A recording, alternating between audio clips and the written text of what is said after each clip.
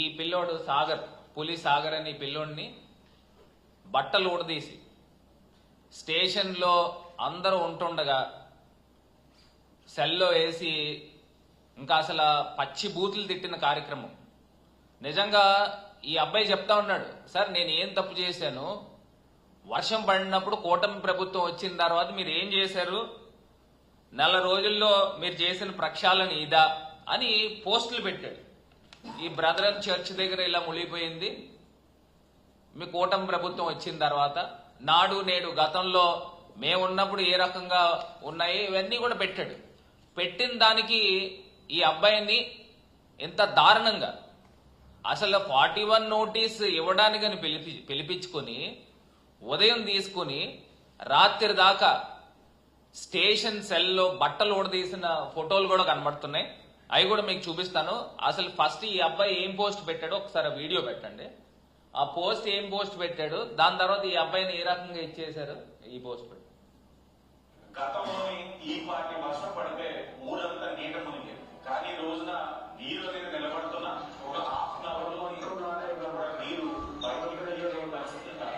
ఇది ఒక నెల రోజులుగా మనం అదే పని మీద ఏదైతే డ్రైనేజ్ వ్యవస్థ పైన ప్రక్షాళన చేస్తూ పారిశుధ్యాన్ని ఎప్పటికప్పుడు సమీక్షిస్తూ డీసిల్టింగ్ మీద ప్రాధాన్యత ఇవ్వడం వల్ల ఈ యొక్క నెల రోజుల కార్యక్రమం ఈ రోజు మీరు ఈ పార్టీ వర్షాన్ని కూడా చూడవచ్చు. రోడ్లు ఎలా ఉన్నాయంట గతంలోని అంటే ఈ రకంగా ఉన్నాయి. ఎమ్మెల్యే గారు చెప్తున్నాడు, ఇంకో బాబు రాజమండ్రి ఈ రకంగా ఉంది, ఈ పాటి వర్షానికి ఇంకో నీళ్లు ఇంకా ఉన్నాయి అని చెప్పేసి చూపిస్తున్నాడు. దానికి స్టేషన్ లో కేసు పెట్టడం, ఈ అబ్బాయిని కూడా అరెస్ట్ చేసి సెల్లో వేసిన వీడియో కూడా ఒక్కసారి పెట్టండి అన్న. ఈ అబ్బాయిని ఏ రకంగా పెట్టారు. ఇది ప్రకాష్ నగర్ పోలీస్ స్టేషన్. ఆ పోలీస్ స్టేషన్ లో ఆ పిల్లోడిని సాగర్, ఈ అబ్బాయిని దళితుడు, అందులోనూ బిఎస్సి బిఈడి చదువుకున్నాడు ఈ అబ్బాయి. ఈ అబ్బాయిని తీసుకెళ్లి ఇలాగా లోపల పెట్టిన సందర్భం, అదిగోండి షర్ట్ కూడా తీసి కూర్చోబెట్టి, ఆ పక్కనే మహిళా కానిస్టేబుల్ ఉన్నారు, అంటే లేడీ కానిస్టేబుల్ ఎదురుగుండా పెట్టిన సందర్భం. అసలు మనం ఆంధ్రప్రదేశ్ రాష్ట్రంలో ఉన్నామా ఎక్కడున్నామని అడుగుతా ఉన్నా. దీన్ని ఇంత తేలిగ్గా వదిలే సమస్య కాదు. ఇది ఒకటే విషయం అని కాదండి, ఇది ఒక ఉదాహరణ. రాజమండ్రిలో పట్టపగలన ఈ అబ్బాయి ఏం చేశాడనండి, ఏం పెద్ద తప్పు చేశాడని క్వశ్చన్ చేస్తే మా ఇంటి బయట మొత్తం అంతా కూడా చెరువులాగా నీళ్లు నిండిపోయి ఉన్నాయి వర్షానికని క్వశ్చన్ చేసి ఫేస్బుక్ లో పోస్ట్ పెడితే ఈ రకంగా అరెస్టులు చేస్తారా అని అడుగుతా ఉన్నా, బట్టలు కూడా తీసి కూర్చోబెడతారా అని అడుగుతా ఉన్నా. అసలు ఈ అబ్బాయికి ఏం జరిగింది, నిజంగా నాకు నిన్న వచ్చి రాత్రి వచ్చి చెప్తా ఉన్నాడు, నాకు చచ్చిపోవాలని ఉందన్నా, అంత దారుణంగా నన్ను హ్యూమిలియేట్ చేశారు, ఏ రకంగా మాటలు ఇతన్ని తిట్టారు, నిజంగా నేను కూడా మాట్లాడలేని అంశం, అంత దారుణంగా తిట్టారు. మరి ఈ అబ్బాయికి ఏం జరిగింది, ఈ సాగర్ అనే అబ్బాయికి, ఈ అబ్బాయి మాటల్లోనే విందాం. సాగర్ నువ్వు చెప్పమ్మా.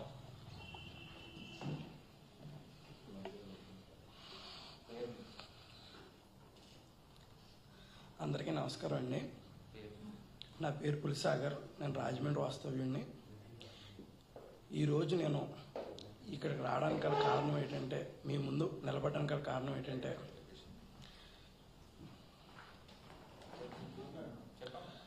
ఏంటంటే, నన్ను మొన్న 30వ తారీఖున ప్రకాష్ నగర్ నుంచి నాకు ఫోన్ వచ్చింది సార్. నేను సోషల్ మీడియాలో పోస్ట్ పెట్టాను, మా రాజమండ్రి ఎమ్మెల్యే గారు వాటర్ గురించి నెల రోజుల్లో ప్రక్షాళన చేశాను ఒక వీడియో పెడితే, అది చూసి నెల రోజుల ప్రక్షాళన అంటే ఇదేనండి అని బ్రదరన్ చర్చి దగ్గర అని, నెక్స్ట్ కృష్ణానగర్లో వాటర్ ఒకటి కొన్ని దిక్కున వాటర్ నిలిచిపోయింటే ఇదేనండి అని నేను ఒక పోస్ట్ పెట్టాను. ఆ పోస్ట్ పెట్టి కూడా చాలా రోజులు అవుతుంది.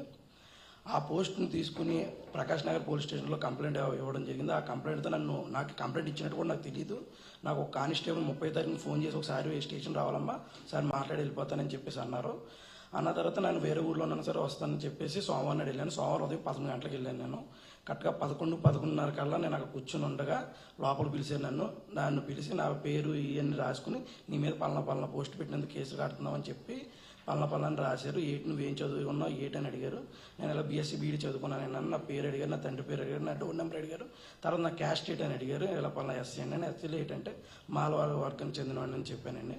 చెప్పిన తర్వాత సీఏ గారు ఎరా లంచా కూడా ఆడుకున్నాడు, పోస్టులు ఆడటమన్నాడు. నిన్ను నీ ఇష్టం వచ్చాడు పోస్టులు పెట్టడానికి గారు ఉన్నది, నువ్వు కొవ్వు పట్టి కొట్టుకున్నావు నా కొడక, ఏం చేస్తారో నువ్వు అనేసి ఇష్టం వచ్చినట్టు బూట్లు తిట్టి నన్ను అసలు విచక్షణారహితంగా మాట్లాడి నన్ను ఎంత దారుణంగా మాట్లాడారంటే నన్ను కోసి రైలు పట్టాల మీద పడేస్తాను, గొద్దు కోసి రైలు పట్టాల మీద పడేస్తాననేసి అన్నారు సార్. అలాంటి మాటలు ఆయన మాట్లాడి నన్ను ఎంతో అవమానపరిచి, ఇంకా ఈ కేసులో ఇంకా ఇద్దరు ఉన్నారు, వాళ్ళ పేర్లు కూడా చెప్పి నన్ను బలవంతం చేసి వాళ్ళు ఎవరు కూడా నాకు తెలిసారంటే వాళ్ళు తీసుకురాకపోతే నేను వదలని చెప్పేసి అన్ని కూర్చోబెట్టారు సార్ నన్ను. నేను ఒక పావు గంట అరగంట కూర్చున్నాను. కూర్చున్న తర్వాత ఆయన వచ్చారు. నేను వాళ్ళు ఎలా కూర్చున్నా ఆయన వచ్చి ఎరా అలా కూర్చున్నావు ఎరా అని చెప్పేసి నన్ను అర్జెంట్గా లేకమన్నారు. లెగిసాను సార్. లెగిసిన వెంటనే షూ ఇప్పేసి అన్నారు సార్. షూ ఇప్పేసిన తర్వాత బట్టలు ఇప్పేసి లోపల వేసి అన్నారు సార్. నన్ను ఆ మాట అనగానే అది నేను చదువుకున్నాను సార్, నేను ఎడ్యుకేట్, నేను అంతా తప్పు ఏం చేశాను ఇలా చెప్తాను, నాకే ఎదురుతామని చెప్తాను.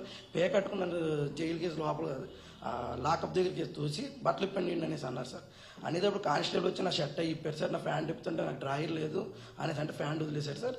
లోపల వేసేమని లోపలేసి తాళం వేసి నన్ను లోపల కూర్చోబెట్టారు సార్. కరెక్ట్గా 11:45 to 12 మధ్యలో కూర్చోబెడితే కరెక్ట్గా 1 గంట 12:55 కానీ 11:55 కానీ ఒక అతను టీడీపీకి సంబంధించిన ఆదిరెడ్డి వాసు గారితో తిరిగి అతను వచ్చి నన్ను చూసుకుని నవ్వుకుంటూ వెళ్ళారు సార్. అది చూశాను నేను ఎలా ఉన్నానో. నాకు కరెక్ట్గా 2 గంటల దాకా సాయంకాలం 5 దాకా నన్ను ఎవరు చూడడానికి రాలేదు, చేయడం రాలేదు. 4 కానిస్టేబుల్ యాక్చువల్ ఫ్యాంట్ కూడా ఇప్పిద్దరు కానీ నేను రాయలేదన్న వాళ్ళు నన్ను వదిలేశారు. అక్కడ కూర్చోబెట్టి నన్ను అలా ఉంచోబెట్టి సాయంకాలం 9 దాకా అలా ఉంచారు నన్ను. తర్వాత వచ్చిన తర్వాత 9:18 నన్ను బయటికి రిలీజ్ చేశారు. బయటికి రిలీజ్ చేసి నన్ను మళ్ళీ స్టేట్మెంట్ అయ్యి రాసుకున్నారు. నాయి అలా రాసి దాని మీద సంతకం పెట్టమని అదే సార్. పైచార్జిక ఆనందంతో కూటమి ప్రభుత్వం గెలిచింది, వైఎస్ఆర్సీపీ ఓడిపోయిందని పైచార్జిక ఆనందంతో నాకు ఒక సైకో విధంగా నేను రాశానన్న టైప్లో నాకు పేపర్లో రాసి దాని మీద సంతకం పెట్టమని నన్ను బలవంతం చేశారు. అదే సార్ అలా రాశారు మ్యాటర్. ఇది నేను అలా చేయాలంటే ఇది నువ్వు చేసింది ఇదే వస్తుందని చెప్పి సంతకం పెట్టించుకున్నారు. పెట్టించుకున్న తర్వాత 41 నోటీస్ ఇచ్చారు, దాని మీద కూడా సంతకం పెట్టించుకున్నారు. ఈ 2 పట్టుకుని మళ్ళీ సీఏ దగ్గర తీసుకెళ్లారు నన్ను. సీఏ గారు రూమ్లోకి వెళ్ళిన ఎరా ఏం చేస్తావు ఏంటి నీకు పరిస్థితి ఏంటి, ఇంకోసారి పోస్ట్ పెడతావు అన్నారు. పెట్టను సార్. నేను అడ్డంగా తల ఊపితే కొండపల్లి బొమ్మ అనుకున్నావు పెట్టరా నువ్వు, నీ ఇష్టం వచ్చాడు తల ఊపుతున్నావు, అలా ఊపుతున్నా నీ టైం బ్యాడ్గా ఉంది, నీకు ఏం చేస్తాను నీకే తెలియదు అనేది నేను బెదిరించేశారు. అలాగే సార్ అన్నాను సార్. ఇంకోసారి పోస్ట్ పెడతావా అన్నారు. నేను పెట్టనని అన్నాను. ఇంకోసారిగా నువ్వు పోస్ట్ పెడితే పేక తాడు కట్టి రాయి కట్టి గోదావరిలో పడిచేస్తాను నిన్ను, నీ టైం అసలు బాగాలేదు, నువ్వు ఇంకోసారి నా దృష్టిలో పని పడ్డావంటే శవం కూడా దొరకదు, గోదావరిలో పడిచేస్తే శవం కూడా దొరకకుండా చేసేస్తాను, ఏమనుకున్నాను నువ్వు ఇంకోసారి నాకు కనబడకూడదని చెప్పి పంపించారు. సీఏ ప్రకాశ్ నగర్ సీఏ బాజీలాల్ గారు, ఎస్కే బాజీలాల్ గారు.